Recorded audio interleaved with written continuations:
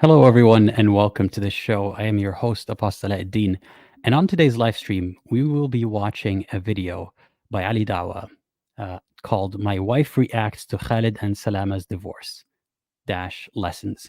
So if you don't know who these people are, Ali Dawah is a Muslim preacher and a Dawah man, an apologist, proselytizer. He's a guy who talks about Islam basically and says Islam is good, you should join it, and this is what's good about Islam, and my brothers in Islam, this is how we're supposed to act, and so on. And I wouldn't say that he's one of the most respected in his space, but he does have a decent following, and there are a lot of people who do watch him. So the other people, so that's Ali Dawah. He's also famous for saying that if Muslims had their way, or what he envisions as, if Muslims had their way, then apostates would be executed, and he's proud of that. That's his most popular clip. It's funny how he says it, but it's sad that this guy. It's sad that freedom of speech exists sometimes. You know what I mean? Don't take me seriously. This is going to be a very sarcastic and chill live stream. You're not going to learn very much today, but hopefully you'll get some amusement and also dissect this video a little bit. So yeah, that's Ali Dawah, and that right here, this lady is his wife, and you'll see why that is relevant later. And Salama and Khalid, I think they're two popular influencers, and they're Muslim. I'm not exactly sure if they make videos about Islam or if they just happen to be Muslim and they talk about Islam sometimes. And I kind of don't care. I don't follow them. I'm not aware of what's going on. But you don't even need to know them to watch this video with me today. And I think that is somewhat by design. Ali Dawah didn't make this video only for people who are big fans of Khalid and Salama. He intended to teach us all lessons, as he says, and have his wife react at the same time. But as we'll come to see, none of that really happens. So yeah, let's watch together, starting with the beginning of the video. But why is the default that the woman is innocent and the man is always guilty? Okay, that's something my wife wants to say. Salama probably had enough, as women give a lot of chances, has zero tolerance now. Okay, this is why I want you here. Yeah, it's very important for you to be here. So he already started with he hooked us in with the things that he knows are going to be controversial or attention grabbing, which are why is it always assumed that the woman is the victim? Wow. And secondly, that his wife is not allowed or has apparently chosen not to speak. So she has to write anything that she wants to say down on a whiteboard. And excuse me for laughing. I don't mean to make fun of her situation. I am actually a little bit concerned. And as I said in the thumbnail, is she okay? I'm not speculating that she's in any danger. Don't take this to mean that I'm making an accusation here. But there is some concern about the dynamic that they have. And you'll come to see what I mean by that. And anyway, that's his logo. Enjoying good, forbid evil. I guess I think it's evil to want people killed, but I guess we disagree on that. All right, let's watch the rest of it.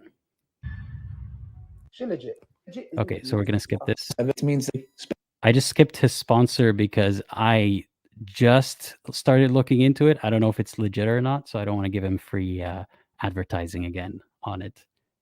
Anyway, let's begin. Special video, she wants to say. Sisters and dear friends. This video will be a very unique video, a very special video, she wants to say.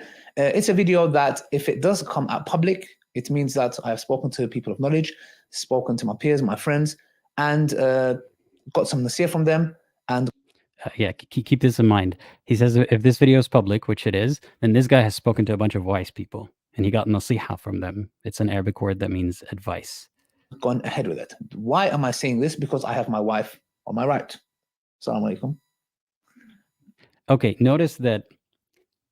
So he basically, I guess part of it is he needed to consult other people on whether or not he should allow or include his wife, or maybe allow her to join or ask her to join, whatever it is.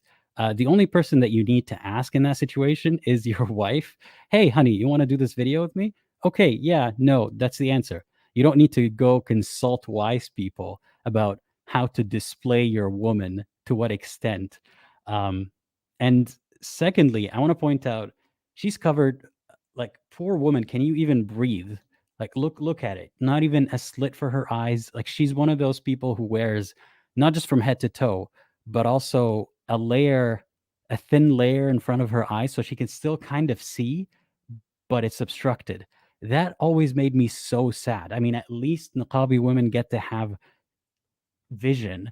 I don't know if she wears it this way outside or not. Some people do, but even for the purposes of this video, what is the point of this, brother? I mean, he's going to talk about it a little bit more and he's going to give his reasons. But just so you know, there are people, unfortunately, who dress like this because even look at her hand. She's wearing black gloves.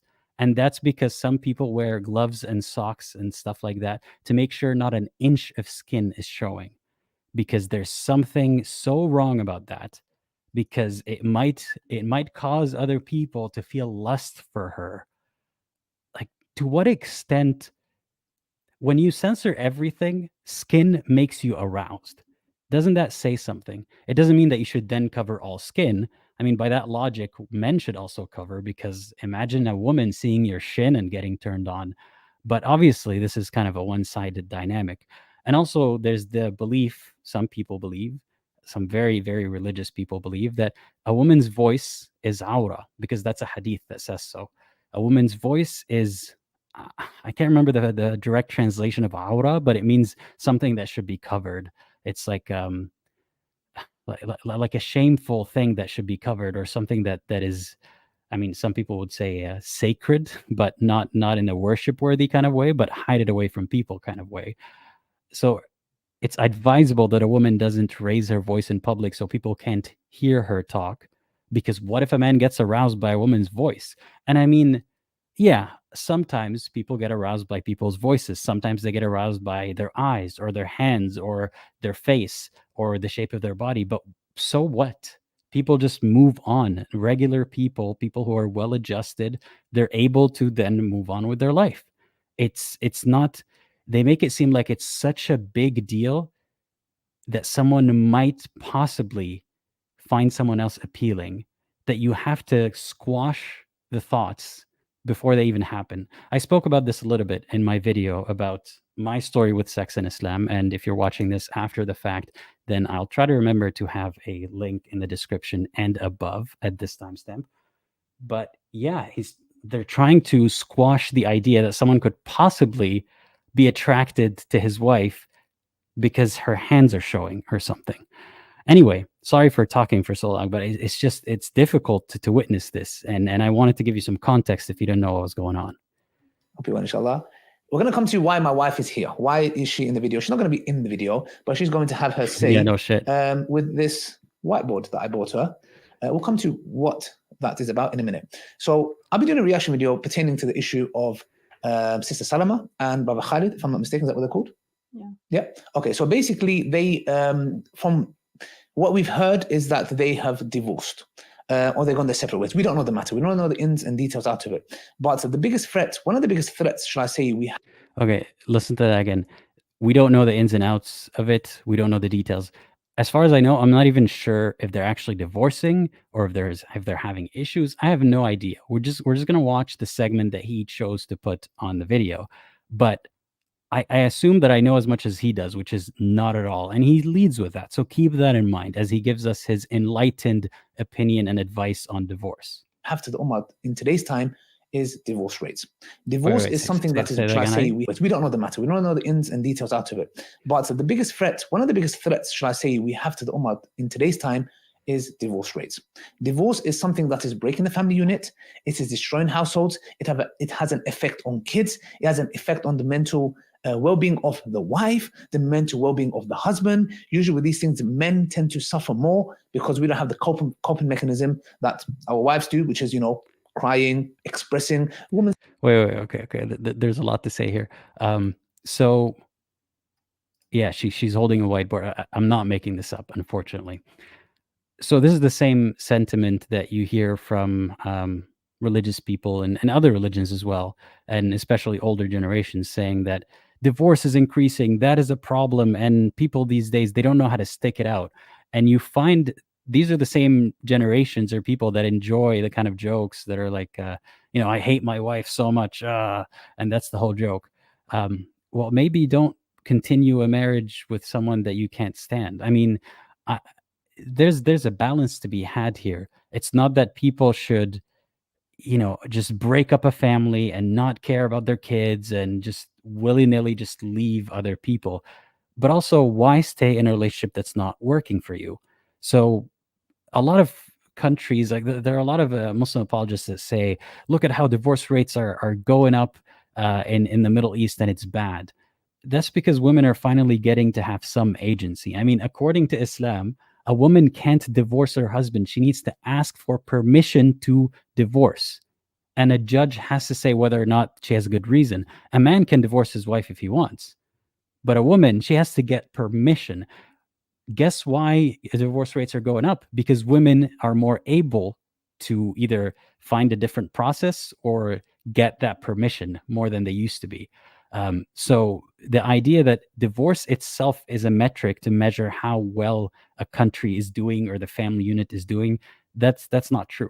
There are a lot of families, and I'm sure a lot of ex-Muslims here and Muslims have witnessed this personally. There are a lot of families that don't really work, like the parents aren't good together, but they have to stick it out because they have no other way, because divorce is not an option. So anyway, with that being said, he was saying something about coping mechanisms in men.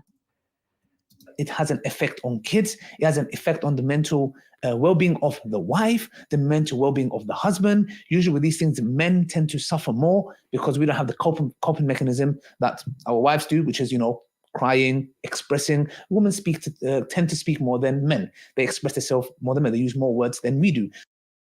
I mean, so far, I feel like you're the one who's using all the words and she's not using any. So I think that kind of defeats your own point.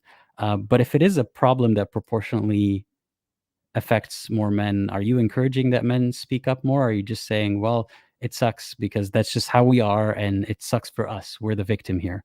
Poor men, yeah, like poor men, they can't cry. No one's holding you back. I mean, I acknowledge that it is a systemic problem that men typically aren't encouraged to express their feelings and so on. But it's not a thing to just say, well, he's like a defeatist about it. It's like, that's just how we are. That's just how men are, rather than saying, unfortunately, that's how things are, but there could be improvement. He's like, that's just categorically how men are, how women are. We're just different. And it's not that we're categorically different in that way. It's that we encourage that behavior one way or another. But anyway, yeah, he's been talking. She hasn't said anything. So I don't know. I feel like men can express more than women in this particular relationship. So they have that mechanism. With us men, we keep it inside, bottle it until it explodes.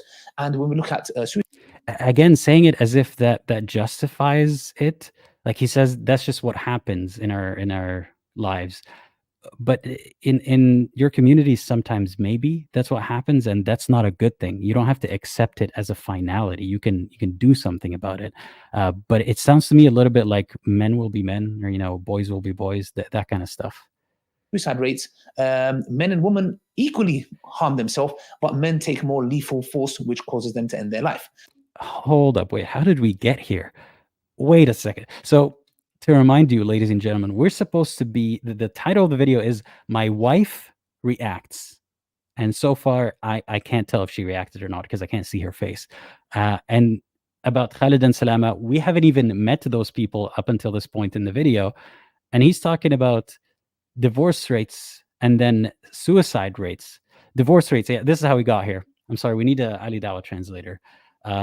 So divorce rates or divorce is bad, and men take it harder because we can't cry, so we keep it up and then we explode.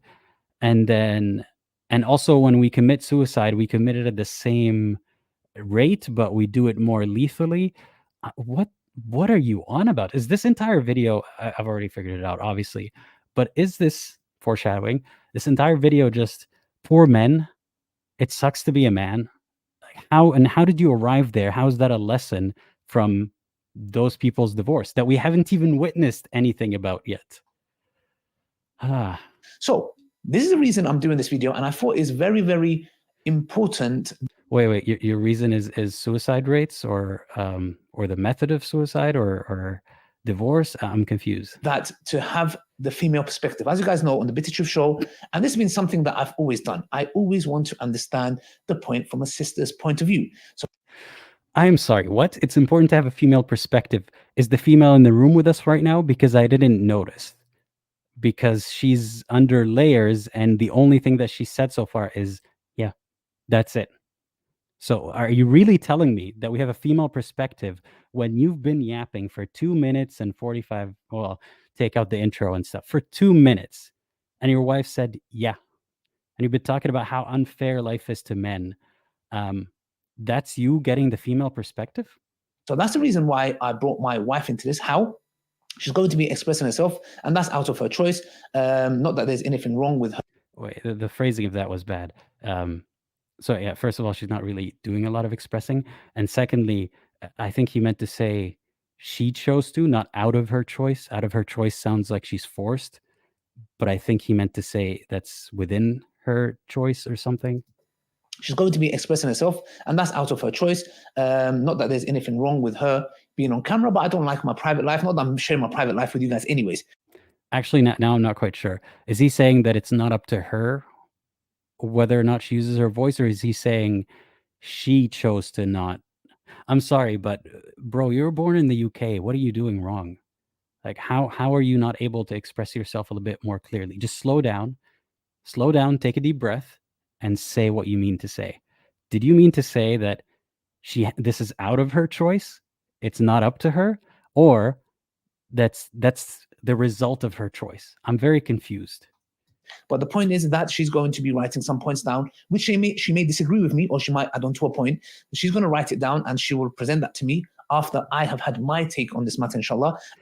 Oof, the phrasing of that. So she will present it to me, like, dear king, here's my tribute, after I've had my take on the matter. And my brother in Christ, you have the audacity to say, I'm here for the female perspective. He's like, my wife reacts, and his wife's reaction is, yeah, and him saying, she'll hand me a whiteboard, present it to me after I've given my take. The phrasing is just. And then we can talk about what are the key lessons we can learn of this issue, and we are going to make dua for them that Allah subhanahu wa ta'ala brings them back together, inshallah, because we don't want to see. Okay. So, first of all, I doubt we're going to learn anything today. I warned you. I said we're not going to learn anything today. So don't blame me for this. But it's still going to be a fun time. Don't click off yet. It's just not going to be an educational time. Anyway, what was he saying? He said that we're going to learn something. Doubt that. And secondly, wait, say that last thing again. Of this issue, and we are going to make dua for them that Allah subhanahu wa ta'ala brings them back together, inshallah. Oh yeah, we're going to make dua for them. We're going to pray for them that God brings them back together. How do you know that they should be together? Like, it's not like you're his brother or her brother, and you're saying, wow, I wish they could just sort out their issues. They're so good together, if only for this one thing. You don't know these people. You don't know anything about them. Why are you trying to force them back into a relationship? Like, this is a man telling another woman and another man, and it's mostly about the woman, as you'll see, that I know what is better for you in your relationship. He's trying to, I mean, I know he has no effect on their relationship, but he's basically he's trying to control another woman's relationship that he's not even a part of. That's what he's doing here. So he's saying, I know he means well on some level, but think about it for a second. If two people agreed to divorce, why are you asking God to force them together? Like, now kiss. Like, they agreed to divorce. Well, what do you have to say about it? Why do we care? Because we don't want to see any Muslim couple, for that matter, divorcing, or even. Okay. He said it. We don't want to see any Muslim couple divorcing. That, just thank you for saying the loud part, the quiet part out loud. It's not even about divorce happens for wrong reasons and people give up too soon. We just don't want to see Muslims divorcing. I mean, or ideally, he says even, or non-Muslims, we don't want to see people divorcing. He just views divorce as bad, categorically. But what if, I mean, there's what if one of the people is abusive? What if they're a bad fit? They genuinely don't like each other. What if one of them did a mistake so horrible that they just don't want to be with each other again? What if they fall out of love? It happens. And love is not easy. Love is not just passive. I know that it takes work, but for some people, it's just not going to happen. Um, why do you want to force people to be together? Why do you think that divorce is categorically bad? Muslims, because it affects the society that we live in at large. شو بتعني لك Okay, no, divorce, just people having the freedom to not be together against their will, doesn't affect society negatively. If you glamorize ditching your partner if they get through, if they have hardship, or just being someone who hops from relationship to relationship and dishonestly strings people along in those relationships, then fine, you can preach against that. But just to say categorically, if you chose someone, you can never turn back. Kind of like he thinks about people with Islam, right? If you leave Islam, you should be executed, is what he says, and he's proud of that. So if you leave a relationship, that's bad, but that's not true. Yeah, and as Dawah said, divorce is makruh, meaning hated by God. It's permissible, but very bad, one step away from haram. Correct. Yeah.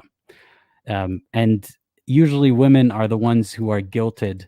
And as you'll see in this situation, the guy didn't say anything. Like, I don't think that that's not her possible ex-husband.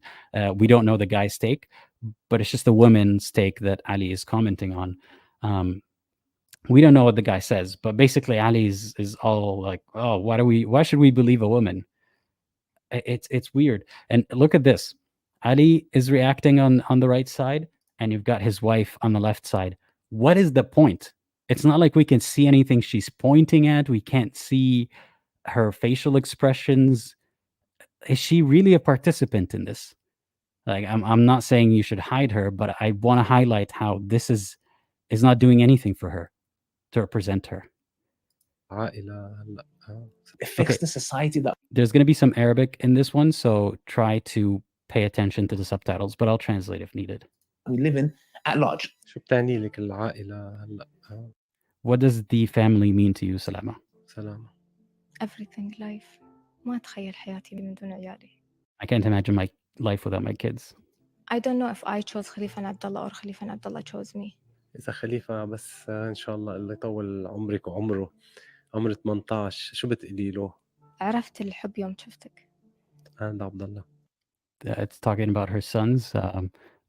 She said, I knew love when I saw you, to her son when he turns 18, or she would say that to her son when he turns 18. Same thing. Same thing to I the knew other love son. twice. Mhm.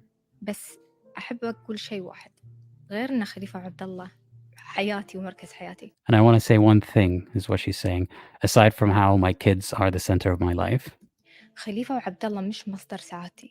they're not the source of my happiness. This is something very very important. أنا مصدر سعادتي. I am my own source of happiness. لأنه عيالي باكر بتكون لهم حياة. My kids will eventually have lives. They'll get married باكر بيتزوجون. باكر بيبون. and they'll have kids. لو ساعاتي تتكل عليهم. If my happiness depended on them, I will be miserable when they leave me. صعبة أم تقول هيك. It's hard for a mother to say that. لولا مساعدة السايكايترست كان أنا إنسانة غير. if it wasn't for the help of the psychiatrist, I'd be a very different person. ليش يا أخي الحياة حلوة؟ Why? Life is beautiful.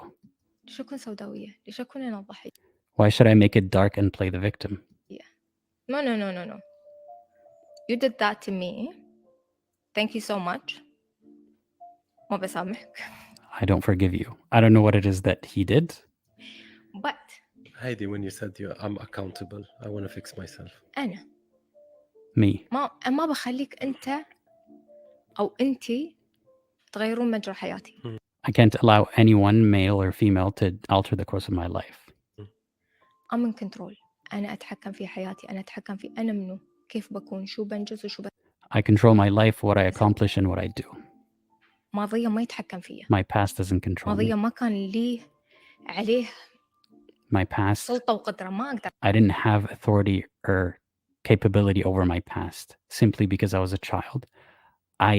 I'm completely speculating here. I don't know what her life was like. But I wonder if it's indicative of just a woman's life in that society, that a girl's life. أنا كنت طفلة I was a بس child, اليوم أنا كبيرة، but now I'm grown up. اليوم أنا أم. I'm a mother. بارتنرز بالحياة. وشوف ما تروم We can't live without partners. There's the saying, الجنة من دون ناس ما تنداس. heaven is useless without other people. شوف I can't change people بس I can change people. You can't change people but I can change people. how? Remove them. Replace them. My energy, I have to protect it. Did you catch that? She's saying, I can't change people, as in I can't change who they are, but I can change people, as in I can change them from my life. I'll read the super chats in a minute. Thank you, everyone, by the way, who gave a super chat. That's why I'm isolated 24/7. People think I have social life. يا ريال أنا ما أطلع من البيت Man, I don't even leave the house لأن ما في جزء من سلامة أنا أشرد منه. because there's no part of Salama which I escape from. People can't sit with themselves because they're scared. They don't want to face themselves. I've been there. True, but also I get bored. في هالمرحلة في حياتي it's necessary and I just sit with myself and I In this stage of my life, it's necessary that I just sit with myself know who I am. and I know who I am. بالعكس بيكسب كتير إنسان اللي بيقعد مع حاله اللي بيعرف It's actually very beneficial for the person who sits by himself as long as you know how to sit with yourself يقعد مع حاله ويفكر هو شو بحب. and think about what you want. So, guys, we watched that video with my wife, as you can see. Wait, before he reacts, I gotta read the super chats. So thank you so much, ASNSR. There's this hadith that goes, "In أبغض الحلال عند الله الطلاق." I don't know how to translate it, so that would still feel bad if they opt for it. Yeah, to translate it, not word for word, but basically one of the most hated things, one of the most disliked halal things in Allah's perspective is divorce. So it's highly discouraged by religion and society. So even people who do take that route, whether it's because they fell out of love or because one of them broke the other person's heart or hurt them or one of them is abusive, all of those people are recommended to stay no matter what the reason. Like there are rare occasions when people will side with the person choosing the divorce or with the divorce happening, but usually the advice, like Ali Dawah said, is don't divorce. Divorce is bad. Thank you for sharing that hadith. And Kicknote, so generous of you. Thank you so much. If divorce was normal, then my partner might get the idea of leaving me. Maybe that's what's on his mind, but I can't read his mind. I'm just gonna listen to what he says and react to it. So anyway, yeah, keep what Salama said in mind, the lady who was talking earlier. Inshallah, there's a few things that I want to mention, subhanAllah, to you guys. So a lot of us, Okay. Why does he say subhanallah in the middle of anything? So subhanallah, correct me if I'm wrong. I think if I remember correctly, it means subhan as in like glory to Allah. And usually you say it when something amazing happens or if you're just trying to get good deeds, because every time you say it, you get good deeds. And that's, people don't recognize that, but that's a form of brainwashing in a sense, or conditioning, when it's like every time you hit the slot machine, if you gamble, or every time you see a notification, it's the same hit of dopamine. When you say a prayer, you're rewarding yourself by imagining that you're getting reward for it. So he said subhanallah not in a context that fits. It's just, what did he say?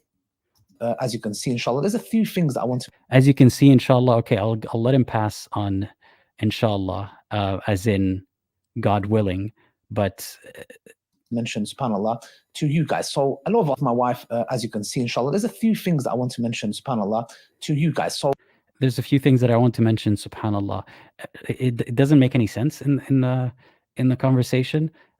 If he's trying to get some points right now when he's talking to us, it's multitasking, get your bag, king, get those hasanat. Or maybe he's trying to remind people to say subhanallah. Either way, it's kind of weird.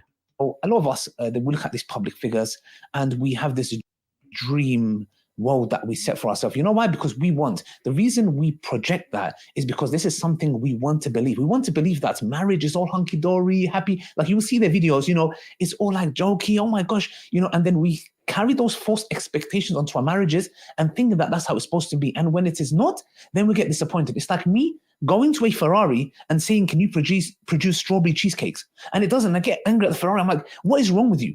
The Ferrari is not programmed or created to make strawberry cakes. What is he yapping about? I'm sorry, my attention span is very short. So how did we get here? Dream world That we that we set for ourselves. You know why? We look at these public figures and we have this dream world. We have this amazing image and how a Ferrari can't make a cake. Get to the point. Strawberry cakes. So my expectation is always going to be in disappointment. So that is the reason why I totally disagree with public figures, specifically showing their private life on camera. Even having my wifey on the right. Hold up. He disagrees with public figures showing their private life because Ferraris can't make cakes, which means, in Ali Dawah translation, that I think what he means to say is that you're giving people a false idea of what a relationship looks like, and then other people are going to expect that from their relationship.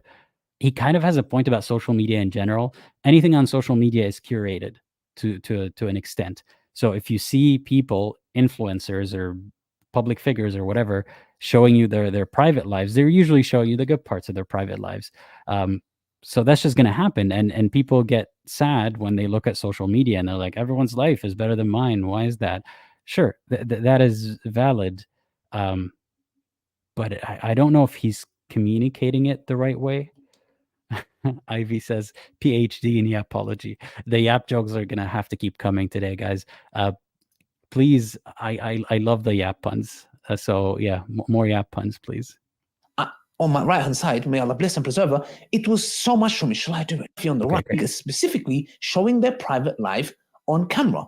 Even having my wifey on the right, on my right hand side, may Allah bless and preserve her, it was so much for me. Shall I do it? Shall I do it? Because I'm not even mentioning my private life. You know nothing about my private life, and I don't know anything about it. It's nothing to do with you.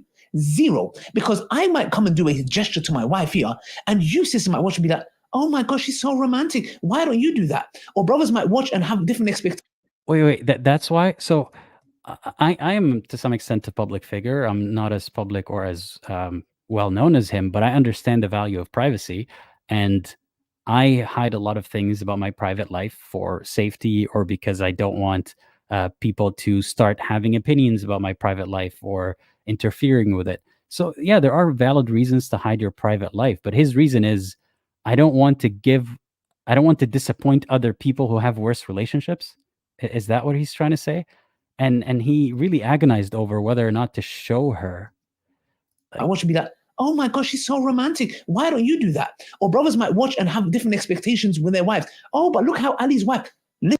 Is he basically saying, everyone, I don't want you to have any idea of how other relationships are. Everyone, be happy in your own relationship. Don't compare it to anyone else because that is bad. Okay, I have to pause and start reading some of the yapping puns. This is hilarious. Brother Ali is fluent in Japanese. Rohab says it's yappening. Holy yap of Yappingtons. Yapullah. This one takes the cake. No, I love all of these puns. Thank you. Yeah, so he's saying don't reveal anything about your private life so that people don't compare relationships and then be disappointed in their own. Or is he trying to say so that they don't have unrealistic expectations of it? Because brother, I'm trying to help you express yourself here. Because I mean, this video is about your wife expressing herself, but here I am trying to help you express yourself. And I think what you mean to say is that social media in general can give people false expectations and false or unrealistic standards. But it's still important to compare what happens in your relationship with other relationships every now and then, just to get an idea of what is healthy and what is normal. It's still okay to talk about your relationships. He's of the opinion that no, you got to hide everything because it's private business. because there's no way anyone should know anything, because that could ruin relationships. Like it's there's so much fear here. I can't keep reading all of these. I love them. Master Uguay says he started the apocalypse. No Name says this is what self-gaslighting looks like. Prapa the Yapra. King of Yapistan. All right. I'm sorry. Let's keep watching. Listen, I'm not here to do that. I'm here because What? oh, but look how Ali's wife. Listen, or brothers might watch and have different expectations with their wives. Oh, but look how Ali's wife. Listen, I'm not here to do that. I'm here because I Yeah, what are you here to do? genuinely want to hear. If my wife has an input, that I would like to hear from a female perspective, because I might be wrong. And Okay. All right. So if you genuinely are here because you want to get your wife's perspective on something, turn the camera off. Remove all the layers, uncover your wife just to yourself, and ask her, watch the video with her. Hey, honey, what do you think of this? Give me your take. I'm going to shut up and listen. But no, you are here to have her scribble down a ransom note after you've given your take, as you've put it very clearly. After you're done giving your take, she can scribble a few words. That's you trying to get her perspective on things. And if you want to do it, you don't have to put it on blast. Like it's like he's saying, look at how good of a husband and a man I am. I'm here to get the woman's opinion. I'm such a, astaghfirullah, feminist. He would never say I'm such a feminist, but the Muslim equivalent of it, or the Ali Dawah equivalent of it, I'm such a good husband. I listen to my wife. He's done zero listening so far. Like just to a little yes. I want to hear that. That's the reason why she is here. I'd like to hear it from a female perspective, because I might be wrong. And I want to hear that. Yeah, you probably are. That's the reason why she is here. And this is why I'm telling you, I want to help you. So yes, you are wrong. Yeah. Now, guys, this is the biggest problem we do. We look at people, and public figures are to blame for this. The marriages that are being destroyed, I'm so sorry, indirectly or directly. Wait, he said this is the biggest problem. So you've got me hyped up. Is this the biggest problem that we're facing right now? I don't know who we are, but I'm tuned in, man. I'm at the edge of my seat. What is the biggest problem that we're facing? You are playing a role in destroying marriages. Because believe me, I can do a vlog with my wife. Oh, we're going on holiday here. Oh, we're the best version of our life. Oh my gosh, look at our kids, and we went out today and we had strawberry desserts and Why would I show you a 10-second glimpse of fun that I had with my family, my wife, and then you're going to take that and stretch it into my marriage of how many years and be like, I mean, I also suspect it's because you don't have a 10-second segment of a fun thing happening. I don't know. Maybe I'm wrong.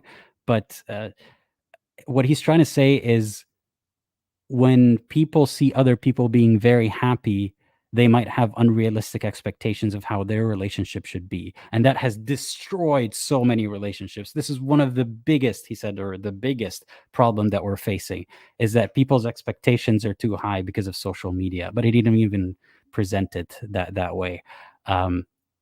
No, I don't think that that's the biggest problem. Is it maybe that sometimes, like, does his wife see people do, or does he see other couples do things and think, I can't do that in my relationship, or I don't want to do that? And he thinks, I don't want my wife to see that, so that she doesn't have the idea that I should be doing that. You know, is that what he's trying to say? And maybe it's not just specifically about him. Maybe he's thinking about the ummah in general. He doesn't want people to expect more. But I think that the distillation of what actually is a good message here is be careful of what you see on social media, because it's not an accurate representation of the person's life. And don't assume that just because someone is showing you happy stuff, that everything else in their life is happy, or that this is what life is supposed to look like. That is what the good part of what he's meaning to say here. And I'm really trying to help him out. Know nothing about my marriage. So as public figures, we have to have a responsibility and take each other to account of the things that we show. That's number one. Number two, evil eye, magic, and sihr. Before we started this, me and my wife did our adhkar. Okay. This took a turn. So number one, something about social media that he didn't do a good job of explaining. Number two, black magic. I did not see that coming. Seriously, the first time I listened to it, I was like, wait a second, did I skip a video? Did YouTube accidentally put me on the next one? He's talking about black magic, and he says, before this, my wife and I, what did you do? Evil eye, magic, and sihr. Evil eye, magic, and sihr. Magic and sihr are synonymous. I mean, Mr. Bilingual, check your knowledge there. But evil eye is the concept, and it's not just exclusive to Islam. I think it was a concept even before Islam. The concept that if people envy you for something that you have, meaning that they want it and they don't want you to want it, that is the evil eye, and it will actually cause you harm. It's superstition, and it is part of Islam, by the way. So is black magic, the belief that black magic is real. I think it was Surah Al-Falaq. It's one of the shortest surahs. قل أعوذ برب الفلق من شر ما خلق ومن شر قصدي العقب ومن شر النفاثات في العقد. Was it Surah Al-Falaq? I'm starting to forget them now. I'm kind of happy about that. But anyway, the verse was ومن شر النفاثات في العقد. I seek refuge in Allah from the evil or the bad of those who blow in the knots, meaning those who do black magic by blowing in knots. So belief in black magic and the evil eye is a part of Islam. It's not even a part of extreme Islam. Like, it's just a part of Islam. Like it's in the verses. Before we started this, me and my wife did our adhkar. Why? Because it protects us. We're public figures. Sadly, there are people out there who are. We did our adhkar, our mentions of Allah. So they basically, it's the equivalent of taking 7 dates to protect yourself from poison, which doesn't actually work, as some of you might know. That's how Muhammad died. But anyway, yeah, he's saying that they said some words together to protect themselves from the evil eye, because the more eyes they have on them, the more chance there is that someone will give them an evil eye. And I feel sad for you to actually have to live like that, to think that it's like living in a place where you can go out and be shot at any day. This is kind of what it is, right? If someone can virtually shoot you from behind a screen just by knowing who you are, they don't even have to know your coordinates. Man, what a secret weapon that is. Just by knowing you exist and what you look like, and knowing that your life is going well, and feeling like, I wish that didn't happen, you can negatively affect someone's life. What kind of nuclear weapon is that? That's incredible. But anyway, he actually fears that, like, and I'm not saying this to make fun of him. It's sad to live in that degree of belief, and it's not just him. This is a common belief, and some people identify with it more than others, or fear it more than others. But it's this belief that if people envy you for something, you're at risk of losing that thing. So yeah, they said some words to make sure that God protects them, because God's not going to protect you unless you say the words first. It's like taking medicine. It's like taking a vaccine. We just discovered the vaccine for black magic, or sorry, for hasad, for the evil eye. So yeah, he took the evil eye vaccine with his wife before this video. Jealous. They whatever it is for that matter. I don't know what they're jealous about for that matter. Yeah, and they are just envious. I agree. People are I don't know what people would be jealous of your relationship about. in bad places. No problem. That's the reason why we are very, very careful to how I am with my wife here. Like I'm not artificial. I'm not adding something or taking away, but I don't want to give a misconstrued idea of how my dynamics with my wife is. Wait, are you saying that if you're too kind to your wife, or you're too flirty with her, or too affectionate with her, that people might envy you for that and then take it away from you? Again, I want to remind people, I really feel bad for someone who lives with that kind of belief. And this is why I say that religion, or superstitious belief in general, can be harmful depending on how you believe in it. And if you believe that just by talking to your wife like a regular human being, the same way that you usually talk at home, say that is such a sweet and wonderful way that it would cause someone to envy what you have, that could make you lose it. That's a degree of fear that I'm glad that I don't have that. And I hope that someday he can also shed that kind of fear, that unless he says some words, he, a person who tries to spread Allah's word all the time, he has to remind Allah, please protect me for this specific video, because otherwise Allah won't do it. that's so scary to live like in that degree of fear. But anyway, I don't think that if you're kind to your wife or if you flirt with her or if it seems like you did nice things for her, that people will envy you and that would cause your relationship to end. And also, how did we get here when we're supposed to be talking or we're supposed to be hearing his wife's perspective on Khalid and Salama's divorce? Also, why isn't it Salama's and Khalid's divorce? I mean, we only heard from Salama, so why did you put the guy first? I don't know if that was intentional, but And actually, me and my wife, we prefer that you guys think that my wife is not happy and she's been oppressed. Yeah, it's good. he looked like that guy from the Aladdin movie, not the Disney one, the dictator, when he's like, bro, it's not a good joke. It's a terrible That my joke. wife is not happy and she's been oppressed. Tell me he doesn't look like that guy. Like I'm just tempted to look it up right now, guys. Chat, should I do this? Screw it, I'm doing it. General Aladdin, was it? Die joke. This is such a bad joke. Okay, no, I can't find the scene. But anyway, if you watch the movie, someone find the link for me, please. Oh yeah, there it is. There it is. I don't know actually. Would I get copyrighted for this? Okay, I might get copyrighted for this. Look it up. It's that movie, The Dictator, where the guy Aladdin. Basically, the joke is he tells someone it's okay, and then he's like this to his guards so that they kill the person. And don't worry, it doesn't actually happen in the movie. But he's making a joke, and he kind of looks like the guy in this setting. Wait, I'm playing. We the wrong prefer video. that you guys think that my wife is not happy and she's been oppressed. He's trying to be funny, but it's not funny. She looks like a hostage. You don't have to make a joke that you're treating her like one too. Yeah, it's good. You know why? Keep it. We don't need to evil eye. We're not happy at all. No one's envying you, and I don't know. I can't speak for your wife, but I wasn't making the assumption that she's happy. So don't worry. Your happiness is safe. It's all good. No problem. You know why? I don't need that from you guys. Alhamdulillah. The worse you think that is, there were some comments like, oh my gosh, I feel sorry for his wife. Brilliant. Just keep it going. My wife is happy with that as well. Just carry on feeling sorry for her and feeling sorry for me, whoever it is for that matter. Number one.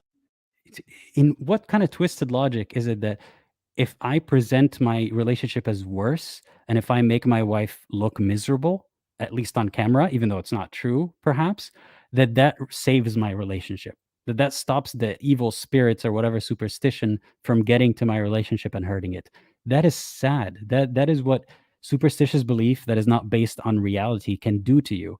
Because once you believe that anything is possible and there are magical forces beyond our comprehension, but also that we understand how some of them work in these mysterious and shitty ways, then it's not that hard to start believing things like that. He's not, again, this is not some kind of extremist belief. The belief in black magic and envy and hasad and that kind of stuff, that is a common belief in the Muslim world, unfortunately. But yeah, no, we're not going to give you the evil eye because you allowed her to speak. One. Now we're going to go to Surah Yusuf in the Quran. Why? Because Allah subhanahu wa ta'ala tells us Yusuf when he saw the sun and the moon and the stars, and he came to his father and spoke of that dream. And his father obviously may have had some inspiration of understanding dreams. Yusuf alayhi salam was gifted with that. And he said what to his son? Do not tell who? Your friends. People that are watching you, whatever it is, yeah. If we lived in today's time, don't tell your followers, yeah. Don't tell your neighbors. Don't tell your brothers. Blood. Yes, do not tell them. Why? Because brothers and sisters, envy and jealousy and hasad, these things are real. When you expose yourself to the people, it is bound to have an effect. Wait, he's been talking for so long, I kind of lost the beginning of what he was saying. So what happened that caused Yusuf's father to say, don't tell your brothers? Not even blood, your brothers. You can't even tell them. How sad is it that you have to be scared that your own family members might harm you by feeling jealous of you? It's like policing emotions to a very high extent. That if you feel jealous towards someone, I mean, it's one thing to say jealousy is bad and it's detrimental for you and the other person, so don't do it. and explain why. And it's another to say, if you do it, the evil spirits will go through the ether and hurt the other person. So you're saying don't even trust your own family members, because if they're jealous of you, blood brother, they might accidentally or intentionally harm you. Prophet peace be upon him said the evil eye is haqq, and he pointed to the graves and he said, do you know how many people are dead in their graves because of evil eye? So point number one. So that's the Prophet himself, according to him. The hadith said evil eye is haqq, haqq meaning it's truth, or it's reality. Muhammad said it, so we have to believe it. That's the problem. See, that's my biggest problem with Islam. You can find a hadith that says anything, and a lot of them are the same degree of authenticity or trustworthiness as the hadith that tell you how to do everything else in Islam. So it's not just some like unexplored corner of the religion. Muhammad says a lot of wild stuff, including, oh yeah, jinn are real and evil eye is real. And what choice does a Muslim have but to believe? That's why I feel bad for believers sometimes. Some people seem to kind of be divorced from the crazy stuff in the religion, and others, they adopt it and they live in fear. And if that's really his reason for keeping his wife in this hostage situation, because he's afraid that people might envy her or him and hurt them remotely. Which can harm your marriage is what? Evil eye. Number two, in Surah Baqarah, Allah subhanahu wa ta'ala says what? That when Harut and Marut was given, when they brought sihr down with the permission of Allah subhanahu wa ta'ala, what does Allah subhanahu wa ta'ala say? Let's read it for ourselves. But the devils disbelieved, teaching people magic, and which was revealed to two angels at Babylon, Harut and Marut. But they the two angels, did not teach anyone unless they say, we are a trial, so do not disbelieve by practicing magic. And yet they learn from that which they cause separation between a man and his wife. What are you talking about? Basically, is he trying to say that okay, so he got to the point. Black magic can cause divorce. So Muhammad said it. Okay, that's all right. He should apologize. He should apologize to his wife after this. Gold, guys. I love these comments. Let's try to read what is written here. There's something in this about divorce, he said. But yet they learn from that which they cause separation between a man and his wife. But they do not harm or cause separation between, but they do not harm anyone except from the permission of Allah. Ooh, okay, that's a good one. So I swear I keep zoning out. I'm sorry, guys. But basically what he's saying, devils promoted by, black magic by the devils in the reign of Solomon. The devils disbelieved. They taught magic to the people along with what they had been revealed to the two angels, Harut and Marut. And the two angels never taught anyone black magic without saying, we are only a test for you and do not abandon your faith. So it's like a weird, lazy plot mechanism where God taught, like it's agents of God basically who are spreading black magic, but there's a disclaimer, agree to all terms and conditions, that says, we're just a test. You're not supposed to learn this. And, this is bad knowledge, but you shouldn't use it. Of course, I don't believe any of this stuff is real. But basically, people learned magic that caused the rift between husband and wife, although their magic could not harm anyone except by Allah's will.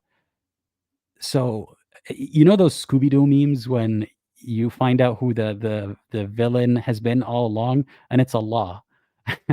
I mean, if the people doing black magic and the devils that are carrying out the black magic, none of them can do anything without Allah pulling the strings, then it's Allah doing all this stuff. It's such a beautifully pulled off con, this idea of solving, where does evil come from? Well, from these devils and bad people. Why do they do what they do? Because Allah willed it. So Allah causes evil? Is that what he's saying? Another issue that we have. Wait, not another issue. Why didn't you comment about except by Allah's will? So Allah willed this couple to have a divorce.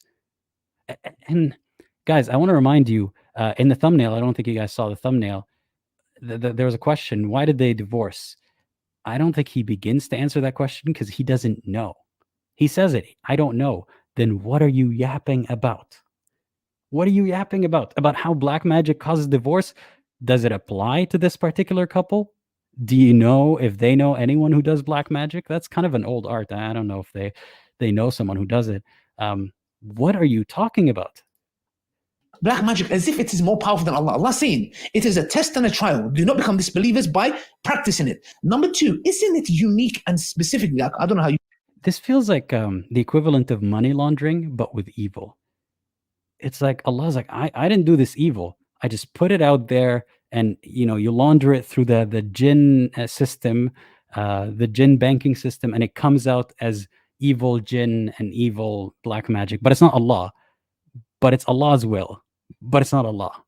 So it's like, can Allah take accountability for it or not? Like, who created these agents? Who knows what's going to happen because He created these agents? This is a theater from the Islamic perspective. It's a theater that Allah is we're all participating in, and Allah pulls all the strings. Isn't that kind of sad to be sitting up there controlling the entire theater, just pulling all the strings, to watch a show that you are orchestrating for yourself, and then having an emotional reaction to that show?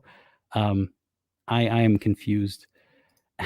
It's funny. My partner just sent me a text. Selma and Khalid broke up, so apparently my partner knows about this couple, and I don't.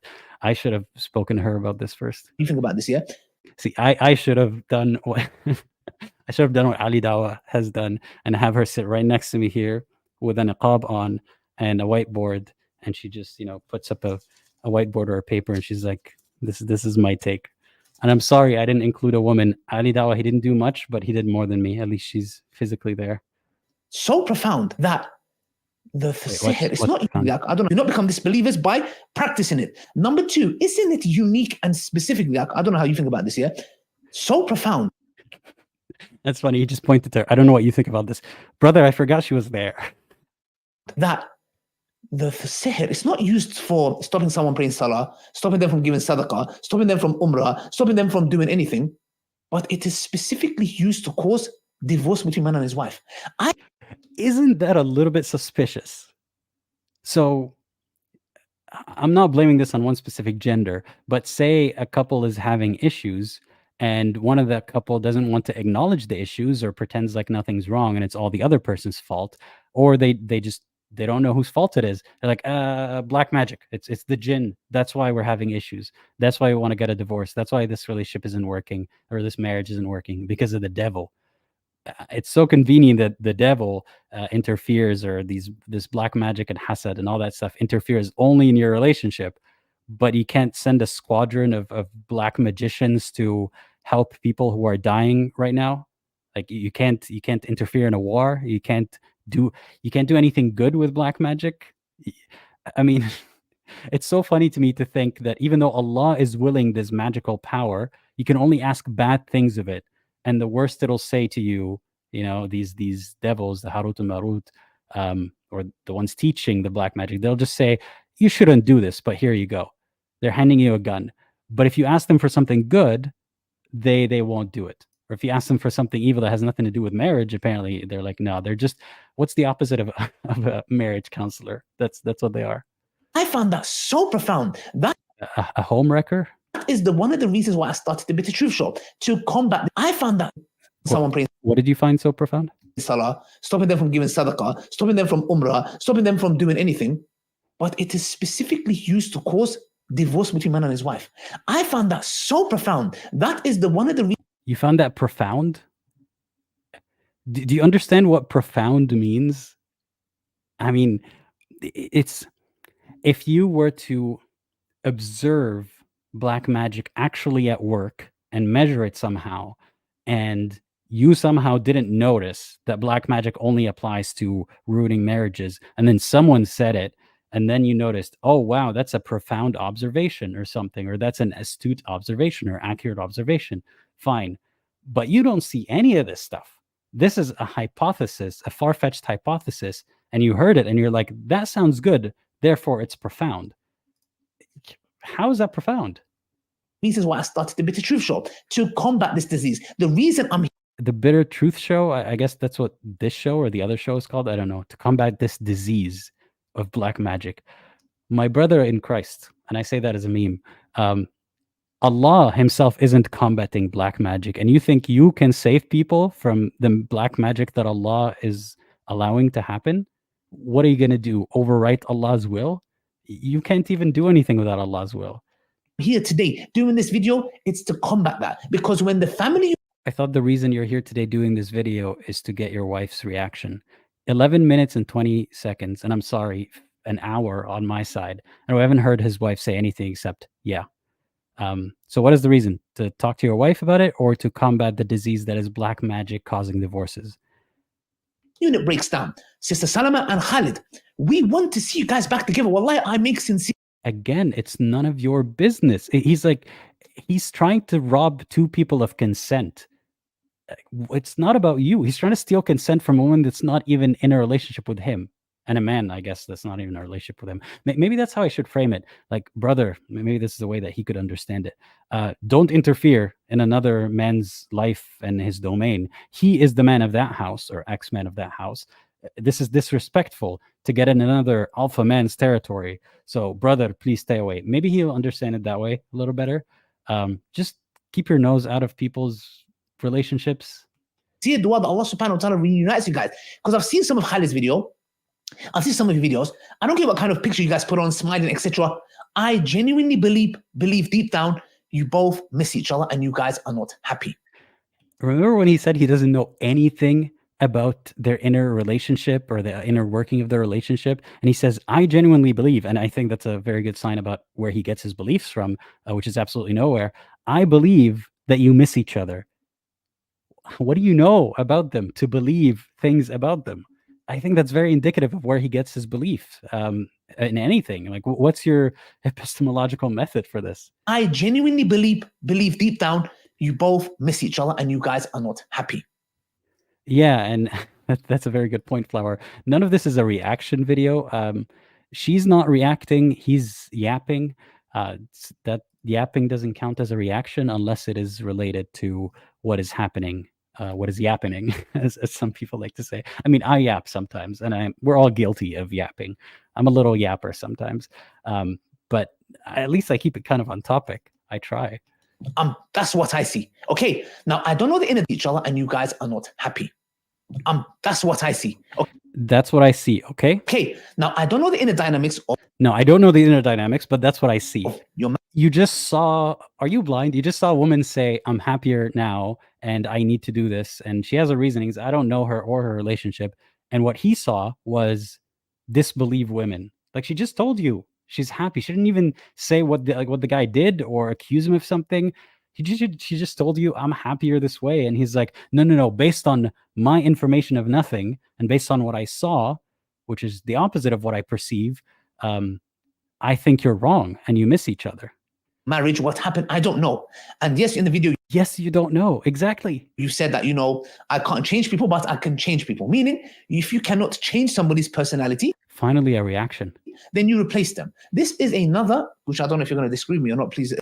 Please. I mean, he just looks to her every now and then and looks at her and he's like, yeah. And like, yeah, okay, she's participating. She's good, guys. We're good. Can you stop? Like, pause the yapping. Ask her. You can voice it on your whiteboard, inshallah. Yeah. You can voice it on your whiteboard, inshallah. You're writing the jokes for me. Which I don't know if you're going to disagree with me or not. Please, you can voice it on your whiteboard, inshallah. Yeah. You can voice it on your whiteboard. Your language failed you that day. The irony of it is not lost on me.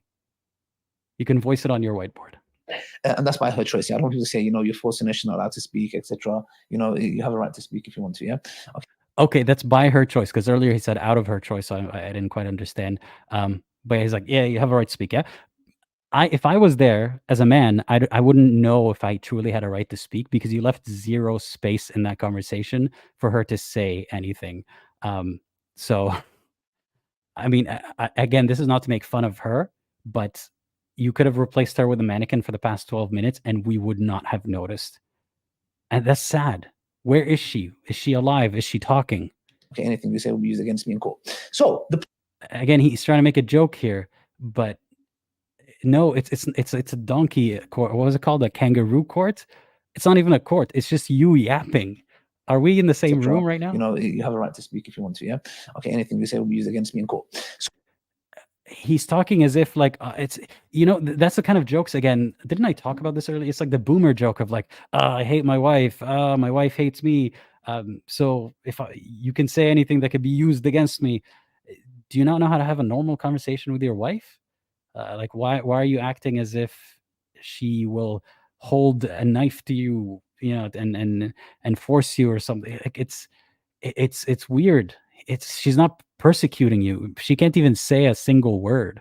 So the point is what? That when we're talking about this attitude that we carry on, which is dangerous, and sadly, a lot of sisters have this. 80%. Okay. To remind you, before the yapping, he was talking about you can change people. You can't change people, but you could change people. Meaning that if you can't change who a person is, you can replace them. Of the time, divorces are initiated by women. Now, there's a whole. But 80% of the time, divorces are initiated by women. I don't know where that statistic is from, but I would be very curious to hear about it. Psychology behind that. I don't really want to get into it. Please do. Please do, Ali. You don't want to get into the psychology. Do you understand your own psychology first before you can talk about women's psychology? However, this attitude of Amazon Prime, fast cars, fast hand drives, fast food, Amazon Prime, I like it, I don't like it, I send it back. And I'm not saying the sister done that. But as our sister. You're not saying this sister has done that, then what the heck are you saying? What are you yapping about? So 80% of women initiate divorces, citation needed, and basically he's saying that women treat men as if they're disposable. It's the same red-pilled idea that girls these days, they don't like nice guys, they just want an asshole. And women, they treat us men very poorly. She hasn't said a single word. Do I have to remind you? She's sitting there looking like a hostage victim. And you're afraid that women are initiating too many divorces and that women are mistreating men? Dude, Amazon Prime, I like it, I don't like it, I send it back. And I'm not saying the sister done that. But I'm not saying the sister has done that. Then why are you talking about it? As our sisters, please, we know you get emotional. We know you say things you don't mean. Do women get emotional? I haven't seen a single emotion from your wife, so I can't confirm right now. And in this instance, look, it might be a case where there might be instances where a sister is genuinely unhappy with her husband is genuinely, it can be, or a man can be genuinely unhappy as well. But the point is this, we need to get rid of this habit of replace. Now, I understand. You can't somewhat acknowledge a point and then just skip over it. You can't say, sometimes people are unhappy. Yeah, I acknowledge that. But most of the time, people are just too picky and they just want to replace. It's like buying things on Amazon Prime. You don't know, as you've admitted multiple times, what is going on in this relationship, but you chose it as an opportunity to pretend to be the Muslim equivalent of a feminist and to say that women are too picky these days. Women are, they treat us like disposable. Now what she's saying, it can be that it's very, in her situation, which we do not know the inner dynamics, by the way, yeah? Then why are you yapping? It can be, but we really... Have you guys heard of Yaqeen Institute? This guy's like Yaqeen Institute. That didn't sound the way that I thought it would. Yappin Institute. We need to get rid of this habit of, I don't like it, I'll replace it. Who said the one that's going to come after is going to be better than the one that went? Why do we have this assumption of the grass is green on the other side? The grass is maybe astroturf. Maybe it's not. And another issue that... What are you talking about? You're saying that you shouldn't ever divorce because maybe your next one will suck more? What are you talking about, Ali? What I see in the comment section is this, and sisters do this a lot. I'm so sorry. Again, you can disagree with me. Sister, please. Sister here, my wife. That was a bad slip. The point is this, is that always blaming the man. Oh, I wonder what he did. Oh, I could see he was like this. Oh, she looks more happier. Have you seen her pores have gone, her skin is shining better since they've divorced. You guys are little shaitans. Okay, all right. So he has some harsh words. He's calling the women little devils because, according to him, I don't. How many women influencers do you follow, Ali? Okay, a question for his wife, also present. Who are you following that you see this a lot? That you see a woman has a glow up after her divorce. Why are you looking at women's videos after their divorce, and then you see the other sisters in the comments like, this guy has done a study on sisters. Okay, he's got a PhD in sisters. He notices, he watches he's on women Instagram apparently, or TikTok or whatever, and he sees that they're happy for her for having a glow up after the divorce, and he calls them little devils. And you don't think of yourself as a little devil, the guy who wants to talk about someone else's relationship without any knowledge about it, and use it as a chance to keep yapping about divorce and relationships and how they should be together against their own will by Allah's will. Who's the devil here? You guys are little shaitans that break down and destroy the marriage. Sisters, a lot of sisters that do. Okay, let's. Okay, I want to give you a chance. Let's assume you come across a woman who is happier and had a glow up and looks like her skin is better after having left her marriage. After that didn't work out and they divorced. How is women showing her encouragement causing her divorce? She already divorced. It's not like, oh, okay, well, he might take her back. She's happier. People are encouraging her. You think that caused the divorce? That women aren't being shamed for divorcing? Ali Dawah has a point. Okay, see, I told you guys I was trying to help him. He has a point. We don't agree on the conclusion, but we agree most of the way there, I guess, is that when you encourage women to seek happiness, some of them choose to divorce. And he doesn't like that, because women should not seek happiness. They should seek obedience of their husband and working things out. Again, there's always a false dichotomy that is presented. Also, you want all couples to divorce. So you want couples to give up as soon as they have a problem. So you want people to just treat each other like they're disposable and buy another one. No, that's not what I'm saying. But also, there are a lot of people who are not in a good relationship, and there's not much that can be done. Or they are in a bad relationship, a terrible relationship, and they'd both be happier. It's not always about someone having done one particularly wrong thing or someone being abusive. Sometimes it's just incompatibility. And you're saying they should be together against their will because that's what Islam says. You call other people devils. This. You guys are sadly, I'm so sorry, I don't care what anyone says. I'm not here to please anybody. Dislike me, hate. You're here to please yourself, it sounds, but he keeps false apologizing. I'm so sorry. I'm so sorry, sister. I'm so sorry. I mean, wife. I'm so sorry, everybody, but this is the truth. This is the hard, bitter truth, guys. You're hearing it from this Meninist right here. The point is this, though. I always see this in the comment section. I don't see it from men. I always see it, sadly, from sisters who are criticizing that as if, how do you know she was not the perpetrator? Again, I'm not saying she was. How do you not know she was the one that was bullying Khalid, for example? Or she was the one. I'm just saying that. So again, guy says, I know nothing about the relationship, but what if she was a bully? I mean, we haven't heard anything from Khalid. Maybe if you don't know, just say, I actually don't know what's going on in this relationship, so I'm just going to shut up and let my wife talk for a second. But he says, what if she's actually the perpetrator? We don't even know why they divorced, by the way. We don't know if one of them wronged the other. What if she's wrong? What if the woman is at fault, as always? And like he said in the beginning, why do people assume that the woman is a victim? And she said herself, she said something about victimhood, didn't she? I'm trying to remember exactly what she said, but she mentioned something about victimhood, and I'm sorry, I forgot. But to the effect of that, she doesn't want to be a victim. She just wants to be happy. And he's like, why do we always treat women like they're the victims? She doesn't want to be treated like a victim. You didn't even listen to the video that you played.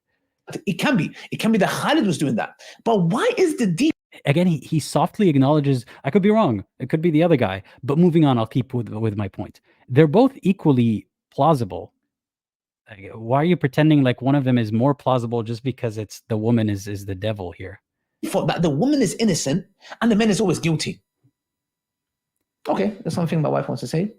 Okay, Salama probably finally had enough as women give out. Finally, wait. Let's watch this and the manner in which she approached him. Why is the default that the woman is innocent and the man is always guilty? Okay, that's something my wife wants to say. Salama probably had enough as women give a lot of chances, has zero tolerance now. Salama probably had enough because women give a lot of chances, and she probably has zero tolerance. Again, his wife knows nothing about the relationship, but she's trying to be an advocate for the woman that he's indirectly wailing on. He's like, I don't know this couple, and I'm not saying it's about her, but why isn't the woman a liar? And now his wife says, hey, what if she gave him a lot of chances? What if this was the end of the line? Okay, this is why I want you here. Yeah, it's very important for you to be here. And I'm happy that you are here. Thank you very much. Thank you for scribbling a note once. Now, again, the assumption that you're making, and maybe a lot of sisters might be making, is the following: that Salama has had enough. Can I just ask you a question, my dear wife? Why is it that maybe it's not that Khalid gave her a lot of chances and wife destroyed with facts and logic, guys? Wow. She made a false assumption. You've been talking about nothing but assumptions. You know what assumptions are? They make an ass out of you and me. And you've just been yapping about assumptions, and you're like, but what if you're assuming? Checkmate. I'm assuming, and that's fine, but you're also assuming. It's the was it U2 fallacy, the tu quoque fallacy. he has zero tolerance? I would like to hear that. Wait, that was a question. That was a question. Gave her a lot of chances, and he has zero tolerance. I would like to hear that, if you can express it, please, because the assumption that you've made now is literally that Salama has been fed up and she's been going through a lot, and that's exactly the point I mentioned. So can you please? She just said, what if the opposite of what you said? That's all. Please just vocalize to me. You asked the question a minute ago, brother. Shut up. Why is it that Khalid hasn't had enough? Why isn't it that Khalid, just from, like, if we were neutral, because I just believe that you're coming from one-sided. Yes, I know you're a woman, and you can be something emotional, and you can more connect with her. And brother, you're just digging the hole deeper for yourself. Shut up. Oh, brother, this guy sucks. He's just, I know women are emotional, blah, blah, blah. You asked her a question 2 minutes ago. Just let her answer before you talk about how emotional she is. I genuinely don't know what her vital signs are. I don't know if she's alive, let alone if she's emotional. What are you talking about emotional? These things can happen. But the thing is, a lot of sisters make this mistake. So my wife is writing probably a refutation for me now. But the point is what? As sisters, sometimes we take our past traumas. Yeah, sisters take the past traumas of their father or ex-husband, etc., and project it on other people. Wait. You're telling me that a divorced woman, I don't know who this woman is, but her ex-husband was abusive. So now he's accusing her. Who is this woman who had an ex-husband? And I'm sure it happens, but what is the scenario that he's talking about? So a woman who had an abusive father, abusive husband, you're blaming your new husband for that. What are you yapping about? Where are all these assumptions coming from? Okay, what did the wife say? So, okay, she's saying she made the video, not him. I don't know his opinion. Well, exactly, there you go. Okay, but the point is this, is that just because one decided to express a feeling, and again, it proves my point, which is what? She is expressive and she's talking about it. Has he made any video about it? Zero. This is the point I'm saying. So just because she has made that vocalized, and a lot of people say this, and I'm going to end on this note, I don't want this video to go too long, yeah? Is what? That just because women are more expressive, I know of situations of people in marriage councils, Islamic kind of like Shaykh, which tell me stories of a woman coming and crying. Wait, we got to pause this because I don't have as much RAM as listening to Ali Dawah requires me to have. So his point is that yes, women are emotional. So she shared her story, but guys keep it in. So we don't know his story. Like, I'm with you. We don't know if everything she said was a fact or not, but she didn't come out here, as far as we know from the videos that he played, and say, my husband did this, this, and that, and I'm not going to tell you his side of the story. I'm not going to let him talk about his side of the story. No, she just said, I am happier. I need to find my happiness. And this is what's good for me. And I still care about my kids and they are my life, but they're not my source of happiness, and so on. She did not say, my husband did so and so and so and so. So this is not even a situation where you get to say, wait a second, we need to hear her husband's side of the story. You're just going against her because she's a woman talking about how she's happier without her husband. And you hate divorce, just categorically. That's why you've been yapping. Crying, literally crying. Which tell me stories of a woman coming and crying, literally crying, yes, and saying, my husband did this, my husband did that. And the brothers there, like, bro, we feel sorry for him. We're like, we can't wait to see him, and stick it on him and say, look. And that's what Ali Radiallahu said. If you want to be a just judge, Never make a judgment until you hear the other side.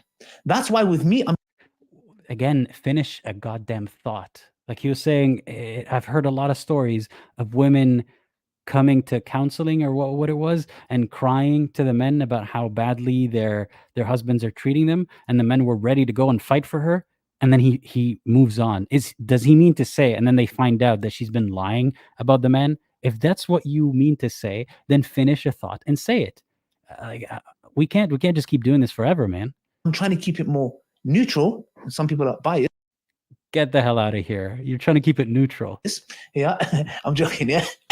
And some people are okay. Can I cuss? Fuck off. Seriously, what are you talking about? So he looks at his wife and he makes a joke that women are biased. Women are so emotional. You've been listening to yourself talk for 16 minutes or however long it's been about why do we believe her that she's happier? What if she's wrong that she's happier? What if it's her fault that they divorced when she didn't even talk about fault? And you accuse your wife, who's sitting there quietly looking like looking like a victim. You're making a joke that she is biased. There's nothing to say except fuck off, Ali Dawah. What are you talking about? Like, someone needs to say it to you. I'm sure as hell your wife won't. But the point is what? When there's bias, you hear the other side. That's why with me, I'm trying to keep it more neutral. Some people are biased. Yeah, I'm joking. Yeah. If you guys ever wanted to see gaslighting happening in real time, he just expressed for 16 minutes how biased he is. He looks at the quiet woman and says, "You're too emotional." I'm just kidding. But the point is what? Was that a laugh or a cough? Are you okay? Just so you know, the thing that he promoted in the beginning was some kind of health supplement, boost your testosterone kind of stuff, which automatically made me very suspicious. So I'm not going to show you what it was called. But yeah, is that what's causing your cough or something? It feels kind of chilly, but anyway. When this is what was told to me by Sheikh Haytham, yeah? That when the man Who's Sheikh Haytham? comes and says, hold on a second, that's not true, or that's not how that happened, etc. When you hear both sides, you realize that the wife was in an emotional place. She was saying things, etc. And then things are more clear. Like, hold on. Wait. So the point of a story is that when the man comes and gives a different story, you realize that the woman was lying. How do you know which one of them is lying? Like, I'm not telling you that every time a woman is complaining about her husband, she's telling the absolute truth or she's telling the unbiased truth. But you say that categorically every time a woman comes emotionally complaining, like why do you think she's complaining to a bunch of men? Because she has no control in her marriage to do anything about it. So she has to go to other men to interfere in her relationship. And then her husband says, "No, I didn't do any of that. No, actually, I was a pretty good husband." And you're like, see, women are emotional. How dare she cry? A woman in that hypothetical situation, or the many situations that you've described that exist, she's trapped. She has to go to men to ask about what avenue do I have in my relationship. Do you see a Western woman in the so-called, morally bankrupt West going to cry and complain to a bunch of strange men or elders in her community? I guess in some religious communities you might, but for the most part, does she like go to the government and complain to a bunch of guys and was like, "Can you please take my side?" No, like she takes legal action. She actually has an unbiased, or hopefully an unbiased investigation into it if she needs to, or she gets a divorce. But in your kind of society that you think is a utopia where you get to kill someone like me, a woman has to ask permission. Even in the West, by the way, if she lives in a Muslim community and she lives by those rules, she has to go to the elders of the community or the wise people, the men, of course, and ask them what to do. And then if a man refutes her story or says that's not true, then she's lying. You didn't prove a point. You just proved that you're biased. In a second, the emotional place, she was saying things, etc. And then things are more clear. Like, hold on a second. There is a part to blame here, and they're both for you. So that is why it is so important that we don't just look at somebody's emotions, even if it's a man. If it comes and says, "Yeah, my wife did this," hold on a second, bro. But why would your wife do that? Like, why would your wife just run? But what are you saying all this based on? Like, again, he's going off a video where a woman said, "I'm happier now." That's it. She didn't say he mistreated me and did this and did that. No, she just said, "I'm happier now." And he's like, "But wait, what if she was the bad person? Why do we believe women? What are you going on about?" let me go and do that. Did you do something? We have to. So any last words you want to say? I personally, on this matter, Did she say any words? there's nothing else I have to say. That was a lie. Look at the timing. Look at how much yapping he does. There's nothing else I have to say. Blah blah blah blah blah blah blah blah. Anything you'd like to say? If you do, just let me know, inshallah. The Prophet, peace be upon him, said, and I want to give this advice to our sisters, okay? Because it's very, very important. Again, the Prophet, peace be upon him, told us he went to the hellfire. Again, I know you guys are going to be like, oh, it's a reality check, okay? And he didn't get me a souvenir? And he saw a majority of the women of the hellfire. Why?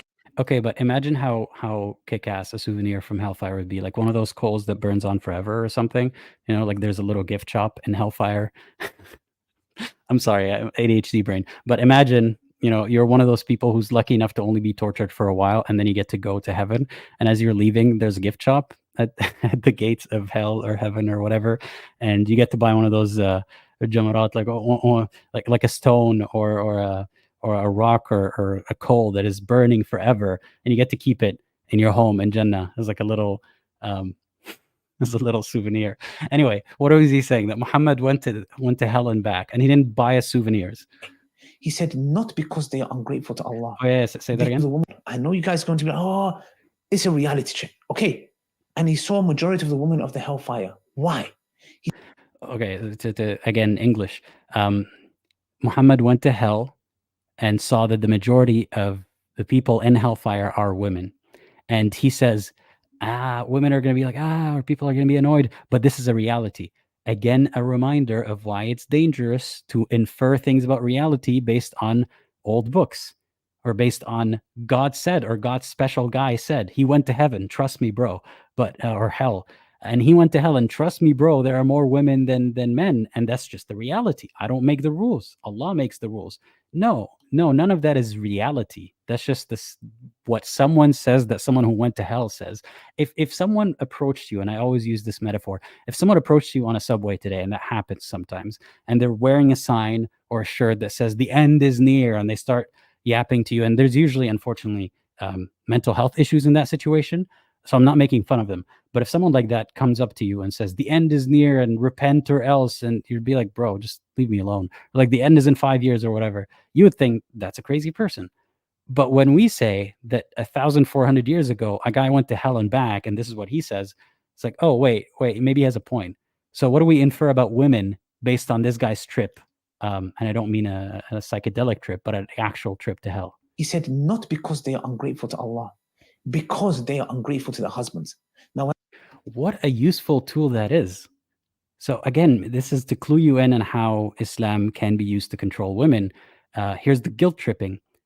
It's not even that the woman is actively being mistreating her husband, but hey, women, just so you know, Muhammad went to hell. He saw that most of the people in hell are women, not because they're ungrateful to Allah, even though Allah punishes people for not worshiping and all that kind of stuff, but because they're bad wives. They're ungrateful to it's not even that they're bad wives, but they don't show enough gratitude to their husbands. Isn't that such a convenient way to control women? When I'm talking about husband, please take your evil dad who beat up your mom, your evil ex-husband. I am not talking about them. Throw them in the bin. I'm talking about a good man. Women in their nature have ingratitude, sadly. Women in their nature have ingratitude because, and I'm sorry to phrase it that way, because a guy who knows a guy who knows a guy took acid one time and he saw God and he saw women in hell. That's what that sounds like.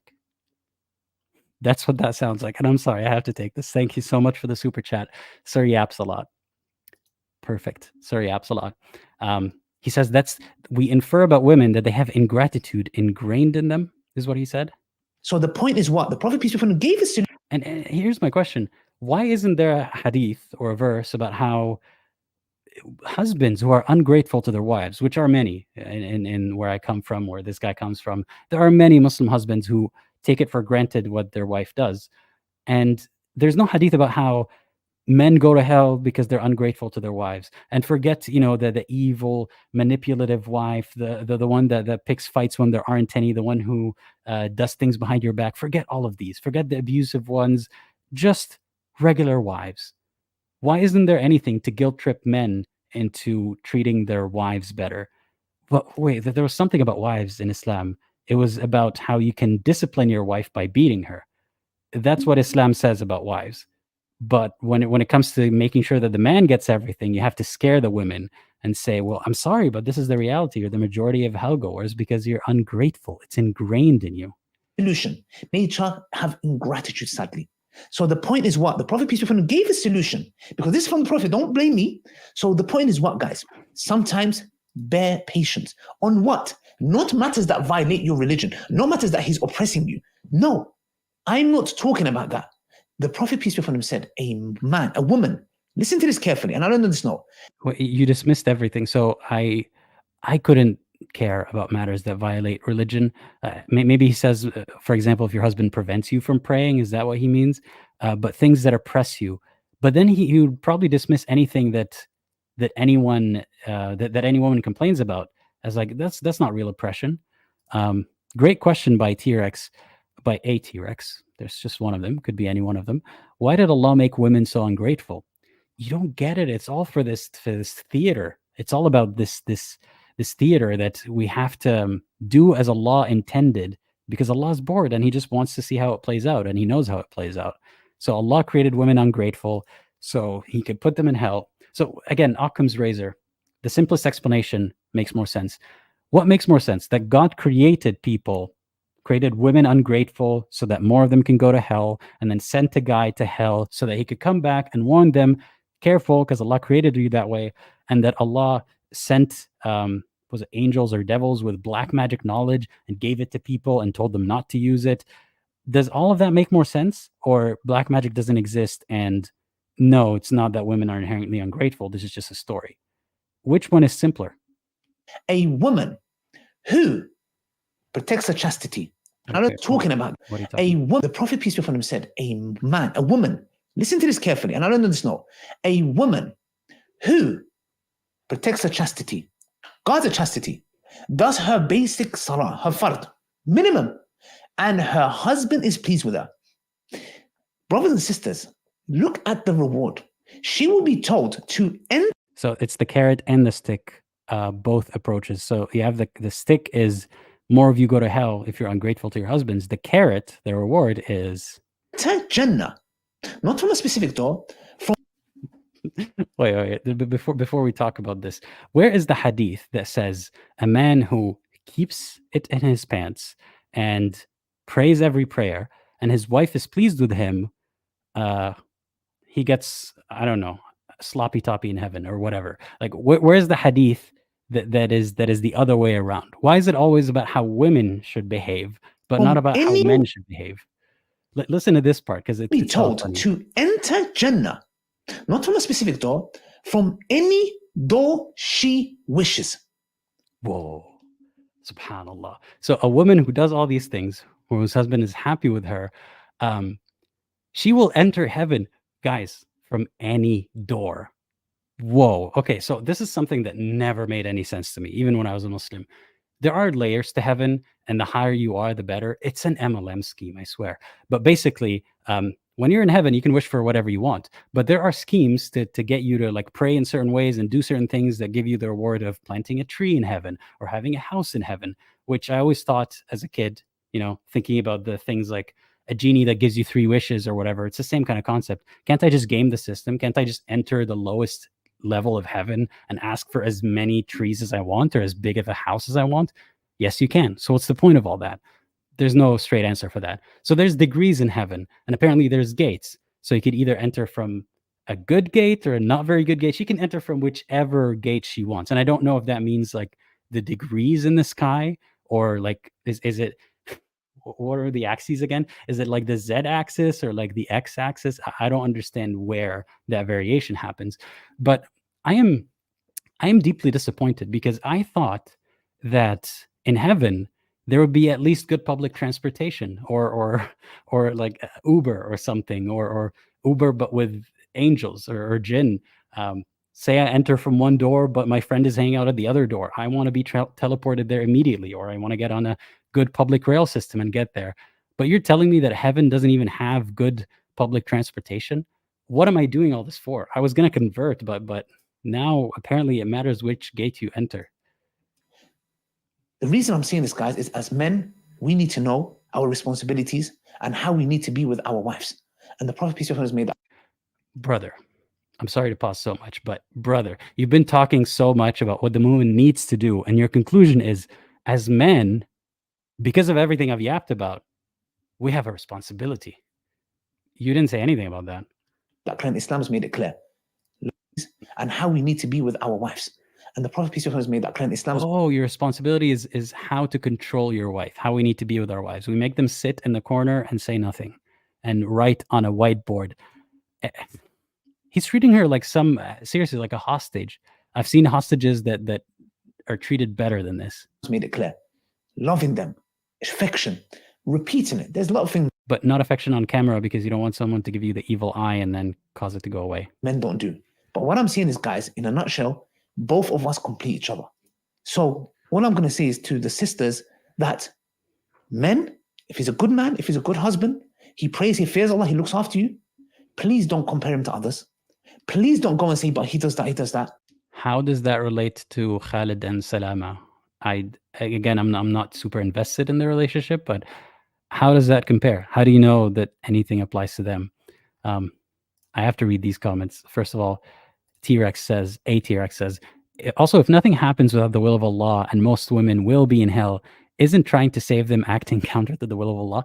That's what I'm saying. So you got black magic and you got this guy trying to change the will of Allah about black magic. You've got women are going to hell and you got this guy trying to save them. Just let Allah's will happen. Ivy Bra, great comment. When you enter a yap battle, but your opponent is Ali Dawah. Loving the memes today. Because this ingratitude, like I said before, all we're saying is the following, that if your husband is pleased with you, that is your daughter Jannah. If you have a good man, hold on to him. And it is only... Again, you don't know if she had a good man or not. And it's mighty manipulative to say that if you want to survive hell, and keep that in mind, he's not just saying you get a cookie at the end, but also you avoid being tortured. Like, that's the part that is implicit here. It's not just that, oh, sweet, she gets to go to heaven, but she gets to avoid hell. So implicitly he's saying, if you, I mean, this is logic right here. If you disobey your husband, if he's not happy with you, if you leave him or want to leave him, you could go to hell. That's what he's saying. He can wrap it in as much bullshit as he wants and say, this is advice, this is nasiha, this is because I care about all of you. But what he's saying is, if the woman doesn't obey, she could go to hell. That if we both come together in our religion, get close to Allah subhanahu wa ta'ala and prioritize that rather than the worldly things, I believe things will get better. Anything that I said wrong is from shaitan and myself. Anything good is from Allah subhanahu wa ta'ala. No, that's not fair. That's not fair. You don't get to just... How come Allah always takes credit for the good stuff and shaitan takes the fall, takes the rap for the bad stuff, takes the yap for the bad stuff? That's just not fair. Thank you again for the super chat, Ali Yapa. That's a good one. He's a good man, Savannah. A good man. Is there anything you disagree on? No? Okay. Are you under We got the woman's perspective.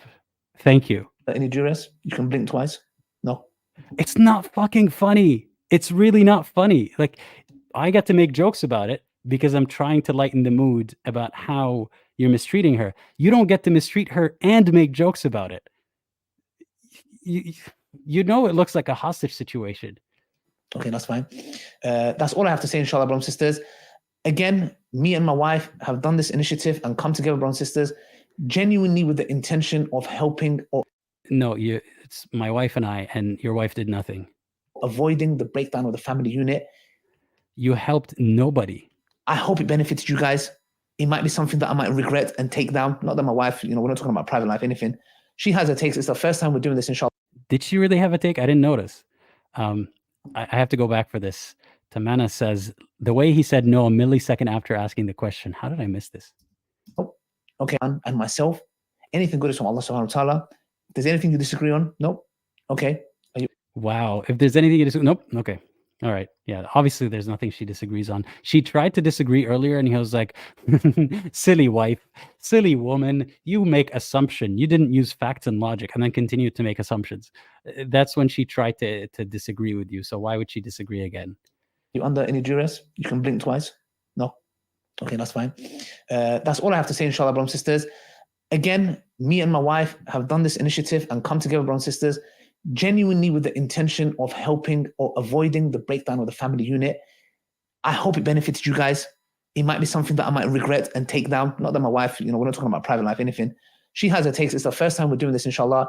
You might see this video deleted one day, maybe. I don't know. But what I'm just saying is, guys, that we need to be careful and stop looking at public figures as our role model, inshallah. But you did a whole video about a public figure and not even about what they actually said. And your takeaway is don't talk about public figures? That's all I wanted to say, brothers and sisters. Assalamu alaikum wa rahmatullahi wa barakatuh from myself and my dear wife. May Allah bless you for your contributions. It's a pleasure and an honor to have you here, inshallah, and hope you guys like the idea. If you want us to improve it. But I hated the idea. I mean, on one hand, it's good to know that she's still alive, but for all we know, he could replace her with someone else and we wouldn't notice. But at least we know that there's someone there. On the other hand, she said nothing. You didn't even acknowledge her point. You didn't acknowledge that, you know what, I could be wrong. You just said, you're assuming, and I'm assuming correctly. This was terrible. This was a terrible display of, maybe he's trying to show people this is what it looks like in a good marriage. This is what public figures or, people at home should strive for. This is how you should have ghira for your wife. You should be jealous over your wife and nobody should be able to see or hear her. Maybe that's what he's trying to show people, that this is what the ideal woman looks like. Growing Pains says he shook her hand. This is, good game. Anything. She has her takes. It's the first time we're doing this, guys, to say contributions. It's assalamu alaikum wa rahmatullahi wa barakatuh from myself and my dear wife. May Allah bless you for your contributions. Are you sure it's halal to touch your wife? What if someone gets aroused by that? A pleasure and an honor to have you here, inshallah, and hope you guys like the idea. If you want us to improve it, whatever. How about she sits right next to you and gets to talk and maybe doesn't have to hide under this camouflage? Please let us know, inshallah. Assalamu alaikum wa rahmatullahi wa barakatuh. Cool. What else did I want to say about this? So, I wanted to show some of the comments because I was surprised. There's a lot of comments that are like, bro, what the hell are you doing? Let's see. So this one right here. You want privacy in your marriage while discussing someone else's marriage. Irony. Thank you for noticing. You just put your wife behind the camera and she can text you while you're next to her. No need to be extra and get her to wear full burqa in a video where her appearance is not necessary. I mean, they're a bit confused, but they get the point. I mean, this is kind of a weird theater, but there's nothing wrong with having your wife sit right next to you. But if you genuinely don't want people to find out her identity, I mean, she could still wear a niqab, like I'm wearing some form of niqab, and talk. But so it's not that she has to be hidden in text. Hypocrisy is rife. Ali Dawah is fine with advocating our sisters talking about intimate issues on his show, yet his wife is covered from head to toe. Men should have ghira over all of our Muslim women, not selective ghira, Allah. They were going in the right direction, but then they ended it with, you should also stop talking to women on your show or cover them up the way that you covered up your wife. See, I mean, there was going to be some good comments and some weird comments. This has to be a joke because it's very embarrassing. I think everybody agrees with that. Why are you bringing up the relationship on your social media platform? Who granted you the authority to discuss the matter? It's none of your business. Absolutely ridiculous. Blah, blah, blah. What's the point of having her in the video? If she doesn't want to be in the video, just leave it out. It looks disturbing. I'm not going to lie. Also, if she doesn't feel comfortable talking, why do you have other women talking freely about intimacy in other videos? I mean, they're really close. You're getting the point. It's not that he needs to prevent other women from talking, is that he needs to empower his own wife to talk or not talk. I'm not telling him he has to put his wife in the equation, but either do or don't. I'll read some super chats and then I'll go back to these comments. So blink twice, but don't let us see her eyes. Thank you, Avatar fan 10,000. I laugh, but it's sad. Mark Twain, thank you so much for the super chat. Maybe I should have come wet my world to Islam. I don't know what that means. I think that's a typo. But maybe you should have come wet your world to Islam. SV, thank you as well for the super chat. He says women are emotional, but I've never met a more emotional woman than Ali. Islam says women are emotional, yet men can get aroused by an ankle. I wouldn't call him a woman for being emotional, but he is blind to his own emotion, and he's blind to how he does express his emotion, and not in a very great way, and it's sometimes kind of annoying way, but pretends that he doesn't and that he keeps it all in. He's a rock. He's a quiet rock, but he was talking the entire time. This is not how I expected the marriage documentary to turn out. I think they had a documentary about marriage. I didn't quite keep up with that. There's some more stuff about the podcast that he took this from. She talked about her own issues. She didn't bring up the divorce at all. It was a really good podcast. She explained how she dealt with her dyslexia and ADHD, never said anything negative about men particularly, never acted like a victim, a very down-to-earth woman, mashallah. She loves her kids. Salama wasn't a good example for this episode. Again, so close. It's not that she wasn't a good example for this episode. It's that there aren't that many good examples for that episode. Like, that episode was just, this is why women suck, according to me and the statistics I pulled out of my assumptions. And that's it. Like, it's not that he needs to find a better target for his commentary. This commentary has nothing to do with the actual woman, and I hope the commenter realizes this. Amal, if you're watching this, he was going to make this video whether it fits the scenario or not. So this is not about actually pointing to an epidemic, a problem that keeps happening in the communities. This is a problem that he stirred up and is angry about when it's not even present. So at least not in this scenario. So it's not that he needs to find a better case study. He needs to do the entire study all together in a different way. Again, there's a lot of comments about how you cover up your wife, but you don't cover up the other women wearing open-faced. Have you ever heard that before? To help paint a picture, because some people genuinely don't understand how oppressive some of these communities can be. There's wearing a dress that is open-breasted, and that is worthy of mentioning because most dresses are not open-breasted, or most people cover up their breasts. So it can be noteworthy to say that a dress is open-breasted. They're saying that a woman is open-faced, as if that is not a given, like that a person walks around open-faced or open hair. Like they're making it seem as if she's showing a part of her. I mean, that's exactly what it is, a part of her that should not be shown. So there are a lot of people who are saying, what you did with your wife was good. Do more of that, or do it in a better way. It's sad. Yeah, it's like the term showing her hair. When a guy goes outside, does he show his hair? Like, am I showing my hand right now, or is it just my hand? If I took my shirt off, I'd be showing my pecs, but I'm not showing my hand. So the default for what is hidden and what is being shown intentionally or maliciously or what was it? Unfaithfully, or what was the other word? The opposite of humble, or boastfully. It's like she's showing her face. Yeah, I don't know. I'll read a couple more comments. She didn't even say anything about her marriage. The video was talking about her childhood. He even asked her if they were going to have more kids. Please do your research. Did they even... Okay, and that's why I said I didn't even know if they actually divorced or not. But I thought that someone is saying, I'm sorry, but I thought the divorce has not even 100% been confirmed by either spouses.